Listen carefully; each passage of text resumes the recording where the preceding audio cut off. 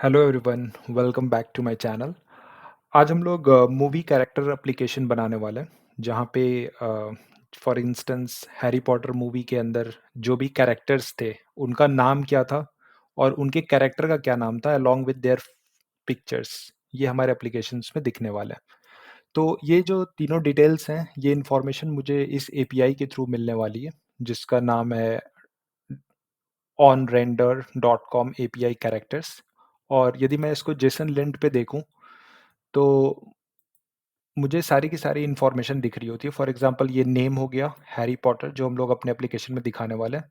साथ में यहाँ पे एक्टर हो गया और ये है वो इमेज जो हम लोग स्क्रीन पे दिखा रहे हैं। So let's jump to our coding and see how we can implement those changes. ठीक है, तो मैंने एक एम्प्टी प्रोजेक्ट मूवी कैरेक्टर का बना रखा है और इसके अंदर मैंने बिल्ड और ग्रेडल फाइल में जो भी रिक्वायर्ड डिपेंडेंसीज है वो मैंने ऐड कर रखी है। तो हम लोग ने क्या किया, सबसे पहले रेट्रोफिट डिपेंडेंसी को ऐड कर रखा है। रेट्रोफिट जो है एचटीटीपी कॉल करने के लिए बेसिकली होता है, इसलिए वो मैंने ऐड कर लिया। डैगर हिल डिपेंडेंसी इंजेक्शन के लिए मैंने यूज़ किया है और नेविगेशन वगैरह के लिए मैंने जेटपैक कंपोज की जो लाइब्रेरी है वो सारी ऐड कर रखी है और कॉइल को हमने ऐड किया है, जो कि आपके इमेजेस को शो करने के लिए होता है। और मॉड्यूल लेवल पे जो डिपेंडेंसीज की ज़रूरत है डैगर हिल्ट की, वो मैंने ऐड कर दी है। और प्रोजेक्ट लेवल पे जो डिपेंडेंसीज की ज़रूरत है वो मैंने ऐड कर दिया डैगर हिल्ट की। तो ये सारे डिपेंडेंसीज फिलहाल हम लोग यूज़ करने वाले हैं। और ये हमारा सबसे पहला स्टेप में यही चीज़ होती है कि जो भी आपकी डिपेंडेंसीज है वो पहले आप ऐड कर लो। उसके बाद सेकंड स्टेप पे आप प्रोजेक्ट का स्ट्रक्चर बनाइए कि ये इसका आर्किटेक्चर कैसे दिखेगा। तो करंट प्रोजेक्ट में हम लोग क्या करने वाले हैं, क्लीन कोड आर्किटेक्चर को फॉलो करने वाले हैं। और क्लीन कोड आर्किटेक्चर ऐसा बोलता है कि हमारे अंदर जो होगा टोटल 3 लेयर्स होंगे। एक होगा डेटा लेयर, दूसरा होगा आपका डोमेन लेयर और तीसरा होगा आपका प्रेजेंटेशन लेयर। ये जो क्लीन कोड आर्किटेक्चर है ये अंकल बॉब ने दिया है, जिसको हम लोग रॉबर्ट सी मार्टिन के नाम से भी जानते हैं। और इन्होंने एक और प्रिंसिपल दिया है, सॉलिड प्रिंसिपल, जिसको हम लोग बोलते हैं single responsibility principle. O stands for open close, L Liskov substitution, I interface segregation और डी जो होता है वो डिपेंडेंसी इन्वर्जन होता है।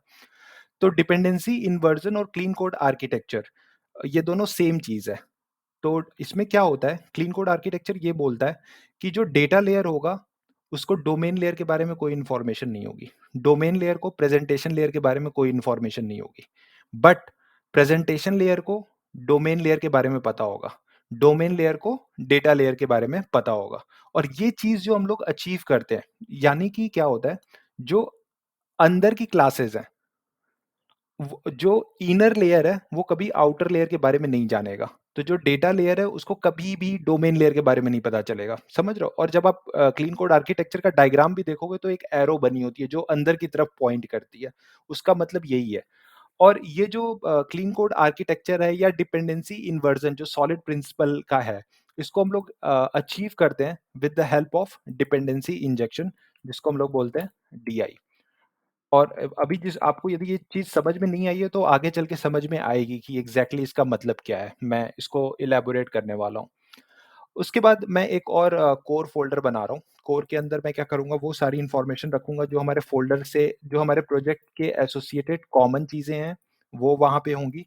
और जो भी कॉन्स्टेंट हम लोग यूज़ करने वाले हैं उसके लिए मैं एक यूटिल्स फ़ोल्डर को क्रिएट कर रहा हूँ।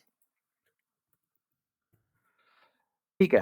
अब डेटा लेयर के अंदर फर्दर हमको सब फ़ोल्डर्स बनाने पड़ेंगे। तो सबसे पहले एक हमारे सर्विस एपीआई के लिए होगा पैकेज, जिसका नाम मैं एपीआई लिख दे रहा हूँ अभी के लिए। और डेटा लेयर पे हमारे पास रिपॉज़िटरी लेयर होता है, तो वो मैं ऐड कर दे रहा हूँ। उसके अलोंग डीटीओ लेयर होगा एक, डीटीओ पैकेज मैं ऐड कर रहा हूँ। डीटीओ का मतलब हो गया डेटा ट्रांसफर ऑब्जेक्ट। ये वो ऑब्जेक्ट है जो मुझे सर्वर से रिटर्न हो रहा है। ठीक है? उसके बाद डीआई लेयर पे एक मॉडल क्लास होता है, जो कि मैं ऐड कर रहा हूँ।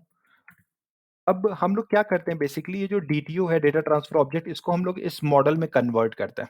फॉर एग्जांपल मुझे 10 फील्ड डीटीओ में आ रही है, 10 फील्ड मुझे सर्वर से आ रहा है, लेकिन मुझे प्रेजेंटेशन डोमेन लेयर पे केवल 5 फील्ड चाहिए। तो वो 5 फील्ड को आप मैप करो, ये जो 10 फील्ड है उसको आपको 5 में मैप करना पड़ेगा। तो उसको मैप करने के लिए हमें मैपर की ज़रूरत पड़ेगी। तो वो भी मैं ऐड कर देता हूँ। ठीक है? उसके बाद मॉडल लेयर पे रिपॉज़िटरी एक और फ़ोल्डर होगी। ये रिपॉज़िटरी लेयर क्या होगा, ये इंटरफ़ेस है और इसका जो इम्प्लीमेंटेशन होगा वो डेटा लेयर के रिपॉज़िटरी के पास होगा। और जैसा आपको पता है हम लोग क्लीन कोड आर्किटेक्चर यूज़ कर रहे हैं, तो उसका जो कोर कंपोनेंट है वो यूज़ केस है, तो वो भी आपका डोमेन लेयर पे आएगा। और जो आपका आखिरी है प्रेज़ेंटेशन लेयर, यहाँ पे आपका व्यू मॉडल आने वाला है और जो एक और फ़ोल्डर आएगा जिसका नाम हम लोग क्या करने वाले हैं, स्टेट रखने वाले हैं। तो जो भी स्टेट होगा, स्टेट कहने का मतलब ये हुआ कि इस लेयर पे क्या होता है 2 चीज़ें हैं। एक तो हो गया व्यू मॉडल और दूसरा होगा व्यू। जब मैं बोलूँ व्यू मॉडल तो व्यू मॉडल आपका बिज़नेस लॉजिक अपने साथ रखता है और जब मैं बोलूँगा व्यू तो व्यू का मतलब होता है एक्टिविटी या फ्रैगमेंट, ठीक है? या फिर कोई भी कंपोज़ेबल्स जो हम लोग यूज़ करने वाले हैं। तो जब भी आपका व्यू मॉडल में कोई भी स्टेट चेंज हो रहा है, कोई भी ऑब्जेक्ट में चेंजेस हो रहे हैं, तो वो जब ऑब्जेक्ट चेंज होता है, तो वो हम लोग वापस से किसको भेजते हैं? व्यू को भेजते हैं कि भाई ऑब्जेक्ट चेंज हो चुका है, ये तुम रिफ्लेक्ट कर दो यूआई पे। तो व्यू मॉडल क्या करता है? जो भी ऑब्जेक्ट चेंज कर रहा है, वो हम लोग व्यू को भेजने का काम करता है। तो व्यू के लिए मैंने एक फ़ोल्डर यहाँ पे क्रिएट कर दे रहा हूँ। व्यू रख लो नाम या फिर कंपोनेंट्स रख लो। तो मैं कंपोज़ेबल्स यूज़ कर रहा हूँ, तो मैं इसका नाम कंपोनेंट्स रख दे रहा हूँ। ठीक है? और एक और फ़ोल्डर हम लोग रख लेते हैं, जैसा हम लोग जानते हैं कि हम लोग जेटपैक नेविगेशन का यूज़ करने वाले थे। तो नेविगेशन के लिए कैसे फ्लो होगा, कहाँ से एप्लीकेशन में एंटर कर रहा है, क्या एग्ज़ैक्टली हो रहा है। तो उसके लिए मैं क्या कर रहा हूँ, एक नेविगेशन फ़ोल्डर बना रहा हूँ, जहाँ से हमें कंप्लीट इन्फॉर्मेशन मिलेगी कि हमारे ऐप का नेविगेशन कैसे-कैसे होने वाला है। फॉर एग्ज़ाम्पल मैं होम स्क्रीन पे हूँ, होम स्क्रीन से डिटेल स्क्रीन पे जाऊँगा, डिटेल स्क्रीन से मैं एक्स-वाई-ज़ेड स्क्रीन पे जाऊँगा, तो वो सारी इन्फॉर्मेशन ये नेविगेशन के अंदर मिलेगी, जिसके अंदर एक नेविगेशन ग्राफ होगा, जहाँ आप सारी चीज़ें देख सकते हो कि किसका कैसे क्या-क्या नेविगेशन हो रहा है। तो सारी इन्फॉर्मेशन हम लोग वहाँ पे मेंटेन करने वाले हैं। मुझे लगता है कि प्रोजेक्ट स्ट्रक्चर के पॉइंट ऑफ व्यू से सारी चीज़ें हमारी कंप्लीट हो गई है अभी फ़िलहाल के लिए और आगे कुछ अपने को लगेगा तो वो भी हम लोग ऐड कर लेंगे। अब मैं ये भी देख पा रहा हूँ कि यूआई लेयर जो होता है वो प्रेज़ेंटेशन लेयर का ही पार्ट है, तो मैं इसको यहाँ पे ड्रैग ड्रॉप कर दे रहा हूँ फ़िलहाल के लिए। ठीक है, let's jump to our API folder जहाँ पे हम लोग क्या करेंगे, ठीक है, सबसे पहले हम लोग क्या करते हैं, यहाँ पे जाते हैं। मुझे ये पता है कि ये ऑब्जेक्ट आने वाला है हमारा सर्वर से, तो मैं सबसे पहले क्या करूँगा, डीटीओ क्लास बना लेता हूँ। तो मैं यहाँ पे कैरेक्टर्स डीटीओ बना के रख लेता हूँ। मैंने यहाँ पे गया Kotlin data class file from Jason हम लोग यूज़ कर रहे हैं। ये लाइब्रेरी क्या करती है, जो हमारी जेसन फाइल है, उसको एक ऑब्जेक्ट में कन्वर्ट करने का काम करती है। तो मैं इसका नाम रख दे रहा हूँ कैरेक्टर्स डीटीओ, ठीक है। अब ये जो है ये फ़ाइल यहाँ पे आ गई।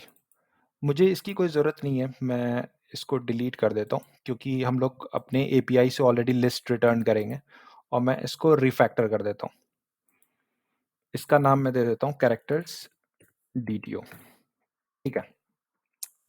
फॉर एग्ज़ाम्पल आपको वो कन्वर्जन वाली फ़ाइल नहीं दिख रही है, ये वाली जो मैं जहाँ से Kotlin data class file from Jason use किया। तो आप क्या करना अपने फ़ाइल में जाओ यहाँ पे सेटिंग में जाओ, सेटिंग में आपको ये प्लगइन्स में दिख जाएगी वो इन्फॉर्मेशन और आप यहाँ पे क्या करो उसको इंस्टॉल कर लो। इंस्टॉल करने के बाद आपको पहले वो मार्केट प्लेस में दिखेगी, इंस्टॉल होने के बाद वो यहाँ पे आ जाएगी, ठीक है? चलो, आगे बढ़ते हैं। हम लोग एक बार यहाँ पे देख लेते हैं कि सब कुछ एज़ पर नॉर्म्स है क्या? काफ़ी चीज़ें नॉर्म्स के हिसाब से लग रही है बट काफ़ी चीज़ें थोड़ी इधर-उधर लग रही है। फॉर एग्ज़ाम्पल ये अंडरस्कोर बीच में आ रहा है, ये रिकमेंडेड वे नहीं है। तो मैं क्या करता हूँ, यहाँ पे serialized नेम का यूज़ करता हूँ और मैं बोल दूँगा कि जब ये अल्टरनेट एक्टर्स सर्वर से आए, तो आप इसको अल्टरनेट एक्टर्स के साथ मैप कर देना जिसमें अंडरस्कोर नहीं होगा। इन द सिमिलर वे मैं दूसरे वाले के लिए भी कर दे रहा हूँ सीरियलाइज्ड नेम और यहाँ पे मैं अल्टरनेट नेम्स को कॉपी पेस्ट कर देता हूँ और मैं बता देता हूँ कि जब ये सर्वर से अल्टरनेट नेम्स आएगा तो मेरा इसके साथ मैप कर देना। परफेक्ट।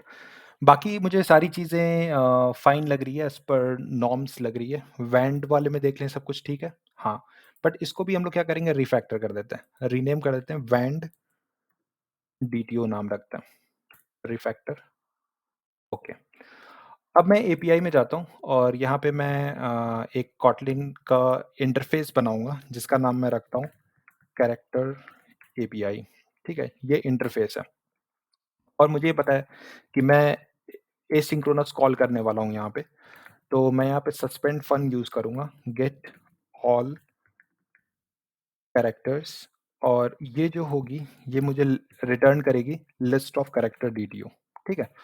तो मैं उसके साथ मैप कर दे रहा हूँ, कैरेक्टर्स डीटीओ और जैसा हमें पता है ये मेरी जो कॉल है ये गेट की कॉल होने वाली है और इसके अंदर कुछ यूआरएल पास करना पड़ेगा। अभी मैंने यूटिल्स के अंदर कांस्टेंट नहीं बनाया है, तो मैं यहाँ पे एक कांस्टेंट फाइल बना लेता हूँ, ठीक है?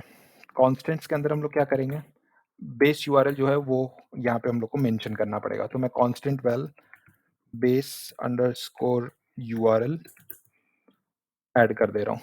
तो यहाँ से मैं अपना बेस यूआरएल उठा के लाता हूँ, कंट्रोल सी कर लिया मैंने और बेस यूआरएल मैं यहाँ पे पेस्ट कर दे रहा हूँ। कैरेक्टर्स को मैं उठा के ले चलता हूँ गेट वाले कॉल में दे देता हूँ और हमेशा आप मेक श्योर करना कि ये स्लैश से एंड हो रही है आपकी बेस यूआरएल, नहीं तो आपको ये एरर थ्रो कर सकता है। ठीक है, कैरेक्टर एपीआई के पास गए और यहाँ पे मैंने कैरेक्टर्स दे दिया। लिस्ट ऑफ कैरेक्टर डिटेल्स ये मुझे रिटर्न कर देगा। अब हम लोग जाते हैं रिपॉजिटरी के पास। रिपॉजिटरी में मैं क्या करूँगा, एक क्लास बनाऊँगा जिसका नाम मैं रखूँगा कैरेक्टर रिपॉजिटरी, ठीक है? और ये जो होगा ये इंटरफ़ेस होगा। और यहाँ पे मॉडल क्लासेस बनने वाली है, तो मैं ये दोनों को कॉपी कर लेता हूँ, कंट्रोल सी और मैं यहाँ पे कंट्रोल वी कर देता हूँ फ़िलहाल के लिए और इनके नाम मैं चेंज कर देता हूँ क्योंकि ये डीटीओ नहीं रहेगा। तो मैं रिफैक्टर करके फटाफट से डीटीओ हटा देता हूँ। In the similar way character DTO में से मैं रिफैक्टर रीनेम कर दिया और डीटीओ मैंने हटा दिया, ठीक है। अब व्हाइल डिस्कशन मैंने बताया था कि मैं केवल एक्टर मुझे चाहिए, उसके बाद मुझे नेम चाहिए और इमेजेस चाहिए, बाकी मुझे कुछ नहीं चाहिए। तो आईडी को रहने देते हैं, मैं ये हटा दिया आईडी, इमेज, नेम, बाकी कोई फ़ील्ड की मुझे ज़रूरत नहीं है। तो मैं सब के सब को डिलीट कर दूँगा और इस हिसाब से मुझे पता चला कि ये यूज़लेस क्लास है, इसकी कोई ज़रूरत नहीं है, तो मैं यहाँ से उसको भी डिलीट कर देता हूँ। ठीक है। अब मैं क्या करूँगा, अ, मुझे ये जो इतनी ढेर सारी फ़ील्ड्स आ रही है, इतने ढेर सारे फ़ील्ड्स को मुझे केवल ये 4 फ़ील्ड में मैप करना है। उसके लिए मुझे क्या करना पड़ेगा, मैपर का यूज़ करना पड़ेगा। तो यहाँ पे मैं एक क्लास बना लेता हूँ, जिसका नाम मैं लिख देता हूँ कैरेक्टर्स मैपर, ठीक है? और इसको मैं चेंज कर देता हूँ। इसको मैं एक फ़ंक्शन लिखूँगा और मैं यहाँ पे एक एक्सटेंशन फ़ंक्शन बनाने वाला हूँ, कैरेक्टर्स डीटीओ के ऊपर, जिसमें मैं क्या करूँगा, डोमेन में चेंज करूँगा कैरेक्टर के और ये रिटर्न क्या करेगा, डोमेन का कैरेक्टर रिटर्न करेगा, ठीक है? ये मैंने ऐड कर दिया और यहाँ पे आप क्या करो, return characters actor ID, image, name, ये चारों चीज़ें मैंने ऐड कर दी और ये क्या है, मैं कैरेक्टर्स डीटीओ ये वाली जो क्लास है, उसके ऊपर मैं ये टू डोमेन कैरेक्टर्स एक एक्सटेंशन फंक्शन लिख रहा हूँ। तो मैं यदि अपने सॉलिड प्रिंसिपल को फॉलो करूँ, तो उसमें जो ओपन क्लोज़ प्रिंसिपल होता है, open for extension and close for modification, तो मैंने क्या किया, इसी के ऊपर एक मैंने एक्सटेंशन फंक्शन को ऐड कर दिया और मैंने किसी तरीके के चेंजेस बेस क्लास में नहीं किया, यानी कि कैरेक्टर डीटीओज़ में नहीं किया है। तो उस प्रिंसिपल को फ़ॉलो करते हुए मैंने ये फ़ंक्शन बना दिया। अब हम लोग क्या करेंगे, रिपॉज़िटरी में यहाँ पे कैरेक्टर रिपॉज़िटरी आईएमपीएल को बना लेते हैं। ठीक है, कैरेक्टर रिपॉज़िटरी आईएमपीएल और ये जो क्लास होगी, इसके अंदर हम लोग क्या करेंगे, एपीआई को पास करने वाले हैं। तो मैं यहाँ पे एक बना लेता हूँ फटाफट से, प्राइवेट वैल, एपीआई का नाम मेरा है कैरेक्टर एपीआई, ठीक है? वो मैं यहाँ पे डिक्लेयर कर दिया और मुझे ये पता है कि जो कैरेक्टर रिपॉज़िटरी है, जो कि डोमेन लेयर पे है, वो मुझे यहाँ पे इम्प्लीमेंट करना होगा। ठीक है, यहाँ पे हम लोग एक क्या करते हैं रिसोर्स रैपर क्लास को ऐड कर लेते हैं, जो कि हमारा सील्ड क्लास होगा। और ये जो रिसोर्स क्लास होगा, ये सक्सेस के केस में सक्सेस का जो रिस्पॉन्स आ रहा है वो रिटर्न करेगा। एरर के केस में जो मैसेज होगी वो रिटर्न करने वाला है, जो सर्वर से आ रहा है। और लोडिंग के कंडीशन में वो लोडिंग स्टेटस को रिटर्न करेगा। अब हम लोग जाते हैं अपने डोमेन लेयर के कैरेक्टर रिपॉज़िटरी के पास, जहाँ पे हम लोग ये बताएँगे कि हमें पूरे कैरेक्टर्स चाहिए। सो गेट ऑल कैरेक्टर्स मैंने एक मेथड डिक्लेयर किया और यहाँ पे जो भी रिस्पॉन्स आ रहा है उसको मैं फ्लो जो कोरूटीन से आ रहा है उसको मैं यूज़ कर रहा हूँ और इसके अंदर रिसोर्स को मैं क्या कर रहा हूँ रैप कर रहा हूँ रिस्पॉन्स को। तो in case of success failure वो सारी चीज़ें जो हमें वहाँ से आने वाली है। अब मुझे ये पता है कि मुझे जो रिस्पॉन्स आएगा वो लिस्ट ऑफ कैरेक्टर्स होगा, तो वो मैं यहाँ पे ऐड कर देता हूँ। ठीक है? अब इसकी इम्प्लीमेंटेशन जो है मुझे यहाँ पे देनी पड़ेगी। यहाँ पे मेरा कंपाइलर कंप्लेन कर रहा है, मैं उसको इम्प्लीमेंट कर दिया यहाँ पे। ठीक है। अब इनिशियल स्टेज में मुझे पता है कि ये जो सर्वर होगा हमारा, वो लोडिंग स्टार्ट करेगा, तो मैं यहाँ पे एमिट कर देता हूँ। सबसे पहले मैं यहाँ पे फ्लो बिल्डर का यूज़ कर लेता हूँ। हमेशा आप फ्लो बिल्डर का यूज़ करिए। फ्लो बिल्डर का हमने यूज़ कर लिया एंड देन यहाँ पे मैं क्या कर रहा हूँ, एमिट कर रहा हूँ, जो कि रिसोर्स डॉट लोडिंग हो गया। ठीक है? उसके बाद मैं वैल रिज़ल्ट ले रहा हूँ। रिज़ल्ट में मैं एपीआई की कॉल करूँगा। एपीआई की कॉल करने के बाद गेट ऑल कैरेक्टर्स आ रहा है और उसको हम लोग क्या करेंगे मैप करेंगे। जो भी रिस्पॉन्स आ रहा है कैरेक्टर डीटीओ उसको हम लोग मैप करने वाले हैं अपने डोमेन के कैरेक्टर्स के साथ। तो वो मैं यहाँ पे मैप कर दिया। उसके बाद जो रिस्पॉन्स आया है वो मैं यहाँ पे रिटर्न कर रहा हूँ रिसोर्स डॉट सक्सेस और जो रिस्पॉन्स मैंने अभी लिया है रिजल्ट के अंदर वो मैं यहाँ पे पास कर दिया हूँ। उसके बाद यहाँ पे मैं क्या करूँगा, हालाँकि ये जो रिक्वेस्ट होगी वो बैकग्राउंड थ्रेड पे होने वाली है, इसलिए मैं dispatchers डॉट आईओ का यूज़ करूँगा। और जो मेरा फ्लो होता है वो क्या कहता है कि आप जब भी एक्सेप्शन हैंडल करो तो ट्राई कैच में ना करके कैच ब्लॉक में करो, क्योंकि ये क्या होता है ये डिक्लेरेटिव अप्रोच को फॉलो करता है। तो मैं यहाँ पे एमिट कर देता हूँ और यहाँ पे रिसोर्स डॉट एरर और जो भी मैसेज है वो मैं पास कर देता हूँ dot message dot to string. ठीक है, ये मेरा इम्प्लीमेंटेशन हो गया। अब मैं यूज़ केस के पास जाता हूँ। यूज़ केस में मैं एक क्लास बनाऊंगा जिसका नाम मैं रख देता हूँ get character. Get all character कर देता है। ठीक है, और यहाँ पे जो होगा हमें रिपॉजिटरी को पैरामीटर की तरह पास करना होगा private well repository character repository. और यहाँ पे हम लोग क्या करते हैं हमेशा ऑपरेटर फंक्शन का यूज़ करेंगे। तो मैं ऑपरेटर फन इन्वोक का यूज़ कर रहा हूँ। तो इसके क्या बेनिफिट होते हैं, इसके बेनिफिट ये होता है कि फॉर एग्जांपल मैं जब भी इस यूज़ केस क्लास को इंस्टेंशिएट करूँगा, उस टाइम पे ही ये फंक्शन की कॉल हो जाएगी। ठीक है? इसको मैं क्विकली रीनेम कर देता हूँ, क्योंकि यहाँ पे जो गूगल के नॉर्म्स हैं वो ये बोलता है कि gate all characters use case आप लिखिए उसके आगे। तो वो मैं रिफैक्टर करके यूज़ कर दिया हूँ। अब जो मुझे रिपॉजिटरी वहाँ से आ रही है उसको मैं क्विकली कॉल कर देता हूँ, जो कि मुझे रिटर्न कर देगा जो भी रिस्पॉन्स होगा। ठीक है? और सॉलिड प्रिंसिपल की बात करें तो यहाँ पे जो एस है सिंगल रिस्पॉन्सिबिलिटी प्रिंसिपल वो स्ट्रांगली फॉलो होता है।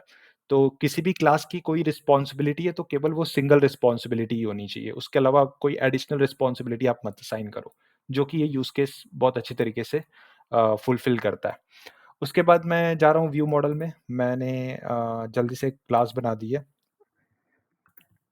कैरेक्टर्स व्यू मॉडल जो कि एक्सटेंड करेगा व्यू मॉडल को। और इसके अंदर हम लोग क्या करेंगे यूज़ केस को एज़ अ पैरामीटर भेजने वाला है।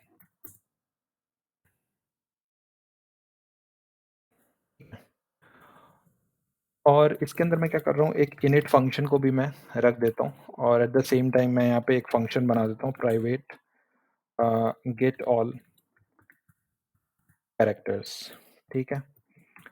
और private fun get all characters.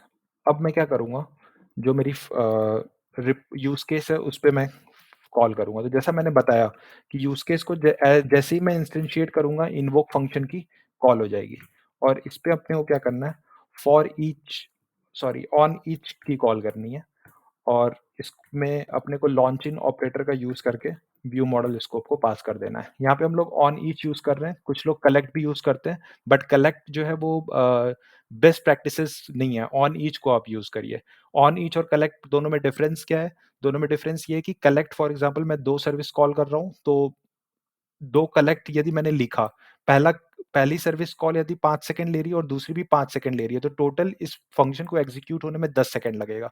But मैं ऑन ईच 2 बार यूज़ कर रहा हूँ यहाँ पे 2 सर्विस कॉल के लिए, और दोनों सर्विस कॉल 5-5 सेकंड ले रही है, तो ये पूरा जो फ़ंक्शन का एग्ज़ीक्यूशन है वो 5 सेकंड में कंप्लीट होगा। तो ऑन ईच क्या करता है, वो पैरेलल एग्ज़ीक्यूशन करता है और ये सस्पेंडिंग नेचर का नहीं होता, जबकि कलेक्ट सस्पेंडिंग नेचर का होता है। तो हमेशा ये रिकमेंडेड है कि आप ऑन ईच का यूज़ करिए। उसके बाद मैं व्हेन इट और मैं ये कर दिया, और जो भी इसके एसोसिएटेड मेथड है उनको मैं मोर एक्शन में करके ऐड रिमेनिंग ब्रांचेस कर देता हूँ। ठीक है, कैरेक्टर व्यू मॉडल से एसोसिएटेड जो स्टेट होगा वो मैं क्रिएट कर लेता हूँ। कैरेक्टर्स स्टेट इसका नाम मैं दे देता हूँ, और ये जो होगा हमेशा आपका डेटा क्लास होगा, वो मैंने यहाँ पे दे दिया। अब यहाँ पे वैल जो भी मुझे कैरेक्टर्स आ रहे हैं वो ये लिस्ट ऑफ कैरेक्टर्स होगा, कैरेक्टर्स, और ये फॉर एग्जांपल कुछ नहीं रहेगा तो एम्प्टी लिस्ट मैं दे दूंगा।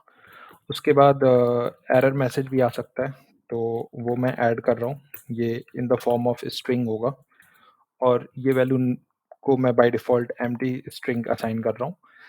उसके बाद लोडिंग का स्टेटस जो है वो मैं ऐड कर रहा हूँ। इसकी टाइप जो होगी वो बूलियन होगी, और इसको जो डिफ़ॉल्ट वैल्यू है मैं अभी के लिए फ़ॉल्स कर देता हूँ। ठीक है। अब मैं कैरेक्टर व्यू मॉडल के पास जा रहा हूँ, और कैरेक्टर व्यू मॉडल में इस स्टेट को मैं डिक्लेयर कर दूँगा, और 2 स्टेट होंगे यहाँ पे। एक प्राइवेट होगा जो कि म्यूटेबल टाइप का होने वाला है, और एक नॉन म्यूटेबल होगा जो कि हम लोग एक्सपोज़ करेंगे। तो मैं यहाँ पे इसको म्यूटेबल स्टेट को इंस्टेंशिएट कर देता हूँ, म्यूटेबल स्टेट फ्लो कर देता हूँ, और इसको बाय डिफ़ॉल्ट वैल्यू देनी पड़ती है, तो मैं कैरेक्टर्स स्टेट को पास कर देता हूँ। ठीक है। उसके बाद वैल कैरेक्टर्स स्टेट जिसका टाइप होगा केवल स्टेट फ्लो, और इसकी जो टाइप है वो मैं दे देता हूँ कैरेक्टर स्टेट, इसमें इसको गेट कर देता है, और कैरेक्टर स्टेट की जो वैल्यू है वो हम लोग असाइन कर देंगे। ठीक है। ये करने की ज़रूरत नहीं है, I think character state is sufficient.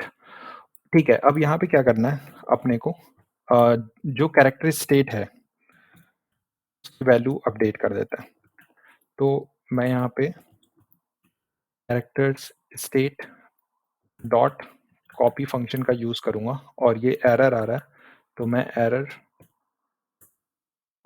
इसके अंदर कैरेक्टर स्टेट के अंदर मैंने एरर मैसेज लिखा है, तो उसको अपने को डिफाइन करना पड़ेगा। एरर मैसेज को मैं असाइन कर रहा हूँ इट डॉट मैसेज से। ठीक है। इन द सिमिलर वे मैं ये कॉपी कर लेता हूँ, कंट्रोल सी, और यहाँ पे मैं लोडिंग स्टेटस को अपडेट कर दूंगा, और वैसे ही मैं यहाँ पे सक्सेस स्टेट को अपडेट कर दूंगा। ठीक है।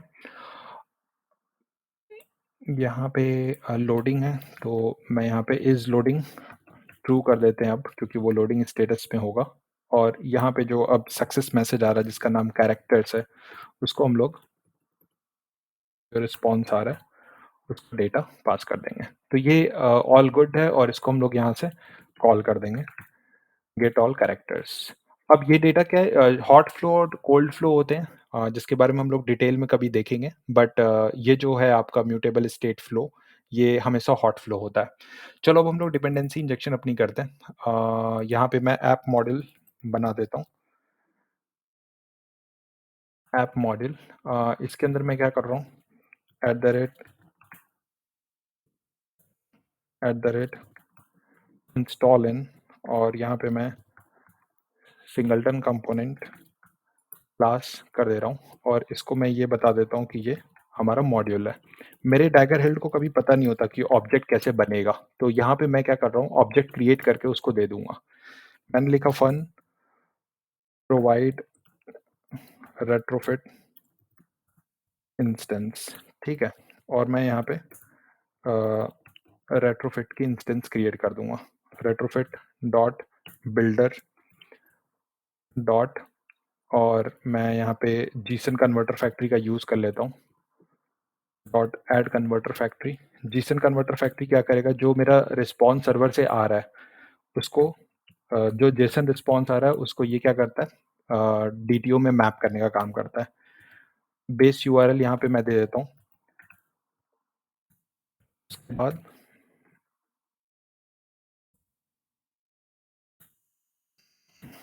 डॉट बिल्ड कर देते हैं, ठीक है। और ये क्या कर रहा है, रेट्रोफिट को रिटर्न कर रहा है, तो मैं यहाँ पे रेट्रोफिट डिफाइन कर देता हूँ। ये क्या करेंगे हम लोग, प्रोवाइड्स करने वाले हैं, और ये हमेशा हम लोग क्या करेंगे, सिंगलटन टाइप का रखेंगे, ठीक है। इन द सिमिलर वे हम लोग क्या करेंगे, एक एपीआई के लिए बना लेते हैं, प्रोवाइड कैरेक्टर्स एपीआई, और इसको जो पैरामीटर्स की ज़रूरत होगी वो होगी रेट्रोफिट के पैरामीटर की ज़रूरत, जो हम लोग ने ऑलरेडी क्रिएट कर ली है। और ये जो रिटर्न करेगा वो होगा कैरेक्टर्स एपीआई। चलो अब हम लोग क्या करेंगे,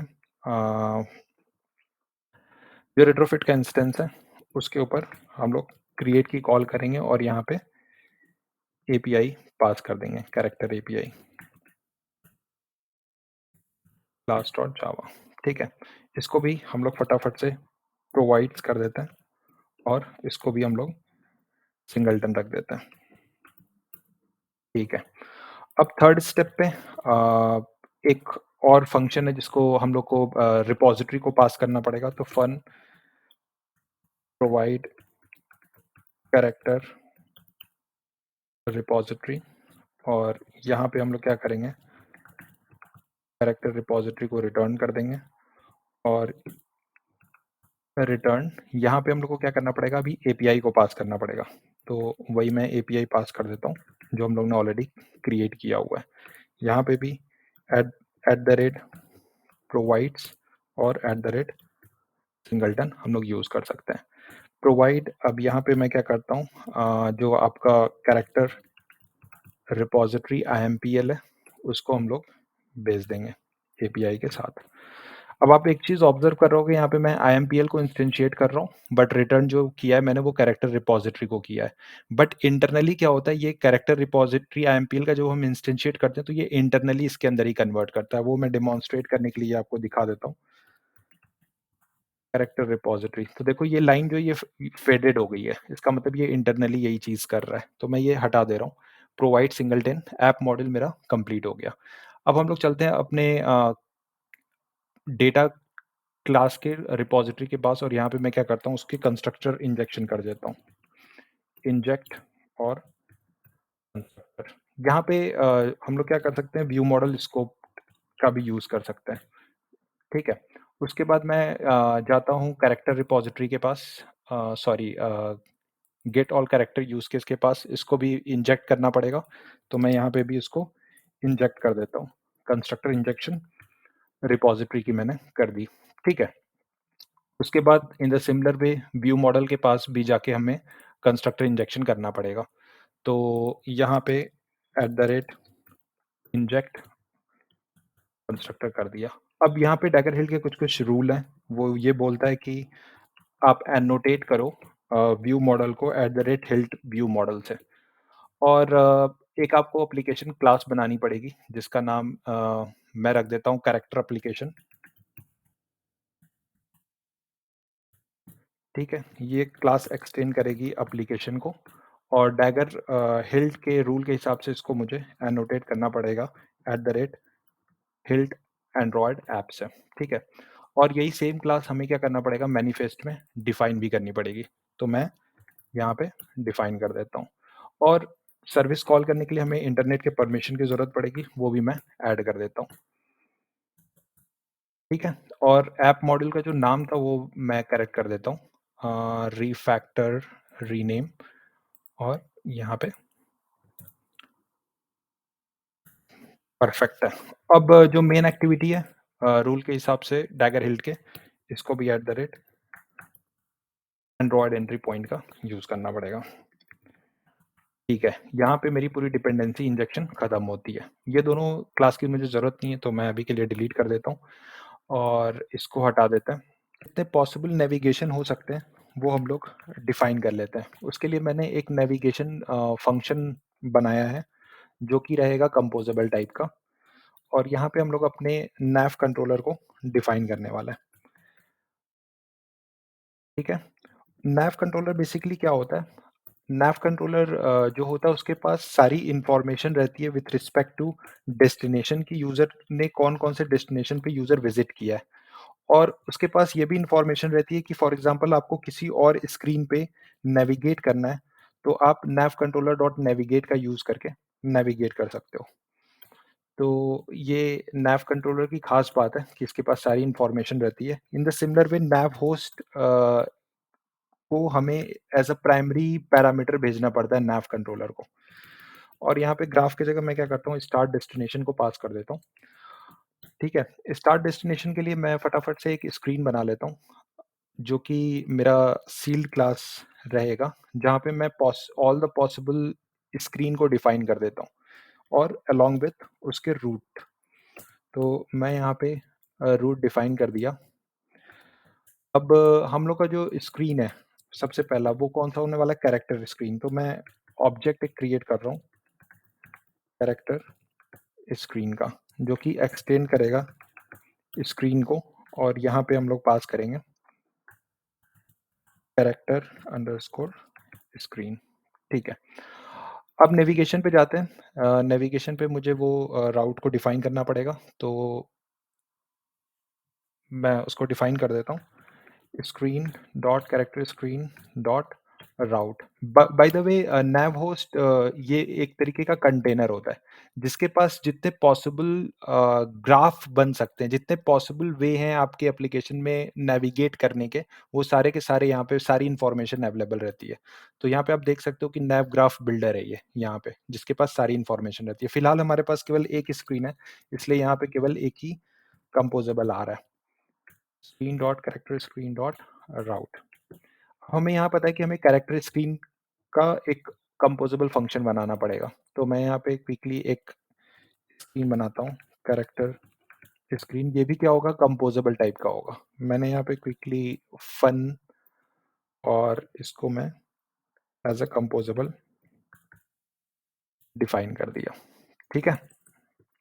अब यहाँ पे जो सबसे पहला पैरामीटर होगा, वो मैं मॉडिफायर पास कर रहा हूँ और सेकंड जो होगा वो होगा कैरेक्टर स्टेट, जो कि मैंने यहाँ पे पास कर दिया। फॉर एग्ज़ाम्पल अब हमने यहाँ पे देखना है कि इफ कैरेक्टर स्टेट जो है मेरा लोडिंग स्टेट पे है, तो मुझे क्या करना है, लोडर को दिखाना है। तो इसके लिए मैं क्या करूँगा, एक बॉक्स बनाता हूँ स्क्रीन पे और इस पे क्या करेंगे, मैं उस बॉक्स को असाइन कर दूँगा पूरी स्क्रीन साइज़ जितनी भी होगी और इसके अंदर मुझे क्या करना पड़ेगा, सर्कुलर प्रोग्रेस बार को दिखाना पड़ेगा और सर्कुलर प्रोग्रेस बार को भी हम लोग को मिडल में दिखाना है। इसलिए मैं क्या कर रहा हूँ, यहाँ पे भी मॉडिफायर लगा देता हूँ और इसको अलाइन कर देता हूँ सेंटर में,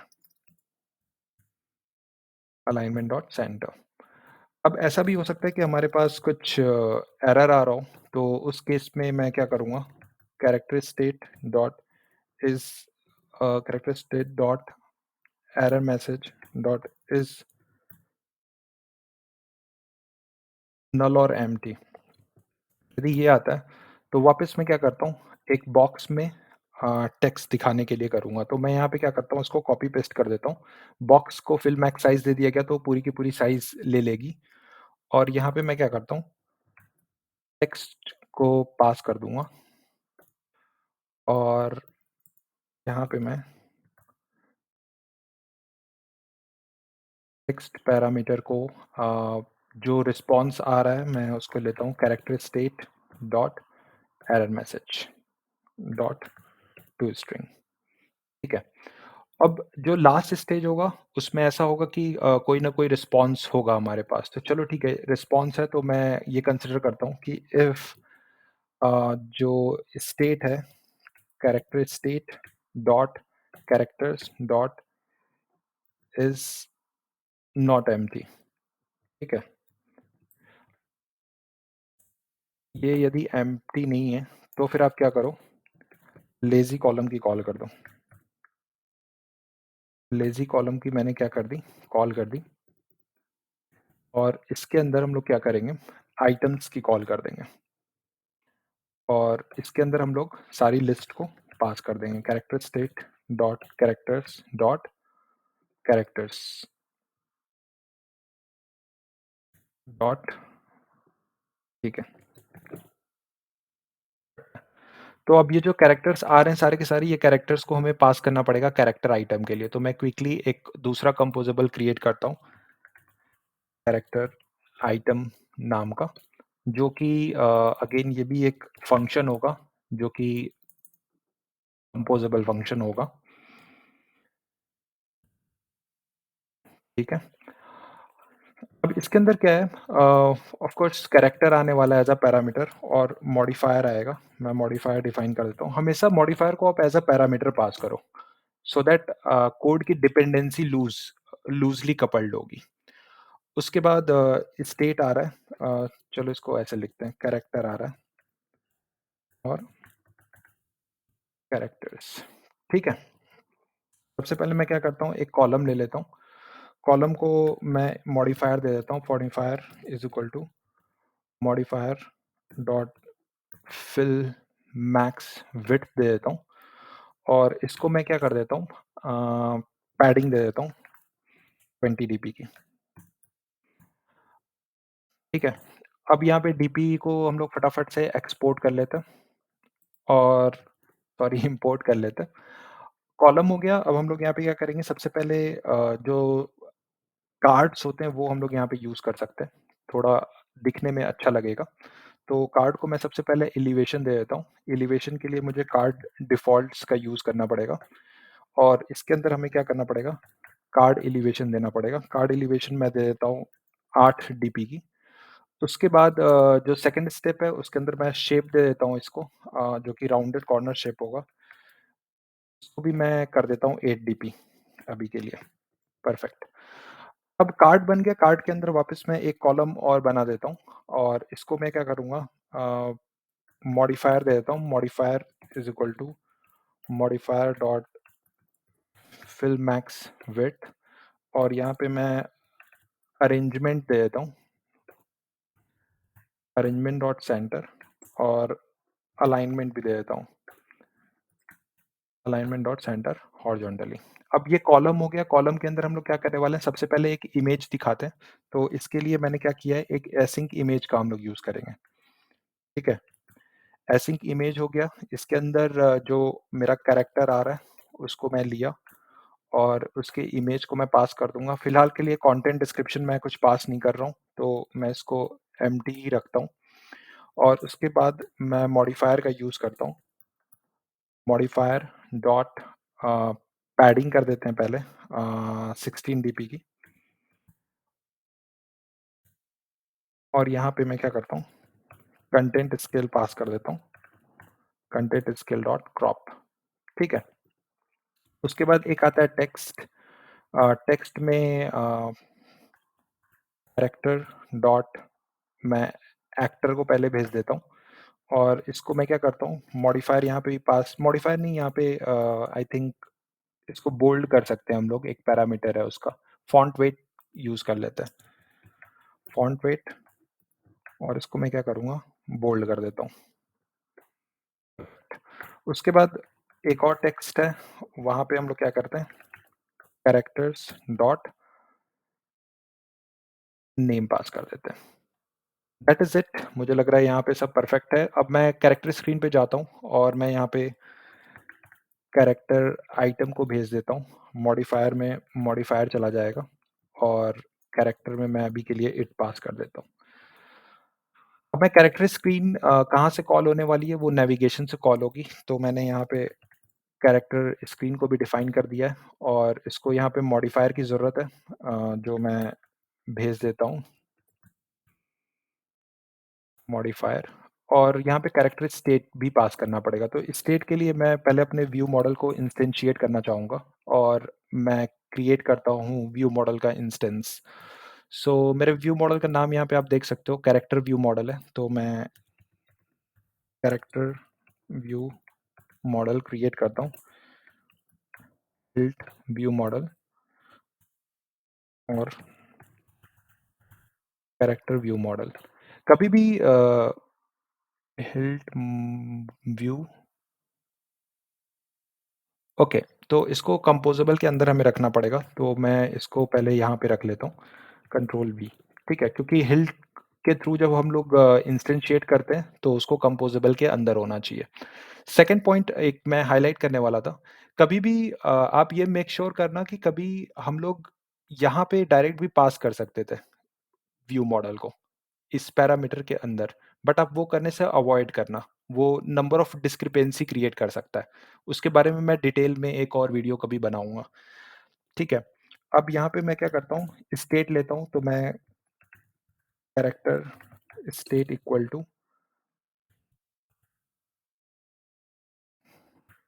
character view model dot character state dot collect as state with life cycle. हमेशा हमने अपने को collect as state with life cycle का यूज़ करना है, इन केस किसी भी तरीके की कॉन्फ़िगरेशन चेंज होती है या अ, आप लाइट मोड से डार्क मोड में अपने डिवाइस को स्विच कर रहे हो, तो स्टेट की लूज़ होने की संभावना रहती है और यदि आप collect as state with life cycle का यूज़ कर रहे हो, तो आप उसको ओवरकम कर जाते हो और आपका वो स्टेट क्या करेगा, रिटेन करके रखेगा। अब मैं जाता हूँ, कैरेक्टर व्यू मॉडल हो गया, नेविगेशन की कॉल हम लोग कहाँ से करने वाले हैं? मेन एक्टिविटी से करने वाले हैं, तो मैं यहाँ पे उसको डिफाइन कर देता हूँ। कैरेक्टर सॉरी नेविगेशन यहाँ पे आएगा, नेविगेशन, ठीक है? तो अब मेरी चीज़ें रेडी हो गई है, मैं एक बार रन करता हूँ देखने के लिए कि क्या एग्ज़ैक्टली बिहेवियर है और मेन एक्टिविटी मैं देख सकता हूँ कि ये प्रेज़ेंटेशन लेयर के बाहर है, तो मैं इसको उठा के प्रेज़ेंटेशन के अंदर डाल देता हूँ क्योंकि वो उसी का पार्ट है। ओके, सो हम लोग देख पा रहे हैं कि पोस्ट एग्ज़ीक्यूशन जो इमेजेस हैं वो थोड़े से वियर्ड दिख रहे हैं, तो मैं उसको पहले जाके करेक्ट कर देता हूँ। यहाँ पे हम लोग क्या करते हैं, इसको साइज़ दे देते हैं, तो मैं फिल मैक्स विड्थ कर देता हूँ इसके लिए, डॉट शेप क्लिप, मैं रेक्टेंगल शेप दे देता हूँ, ठीक है? और आखिरी में थोड़ा टेक्स्ट भी कंप्लीटली दिख नहीं रहा है, तो उसके लिए मैं मॉडिफ़ायर लगा देता हूँ, जो कि स्पेसर से आएगा, स्पेसर मॉडिफ़ायर डॉट पैडिंग और ये हो गया 4 डीपी कर देते हैं, ठीक है? और मीनवाइल इसको एग्ज़ीक्यूट कर देते हैं। यहाँ पे नॉट आना चाहिए, नहीं तो अपना एरर मैसेज नहीं दिखेगा। आई बिलीव अब सब फाइन है, perfect. Okay guys, thank you for watching this video, thanks very much.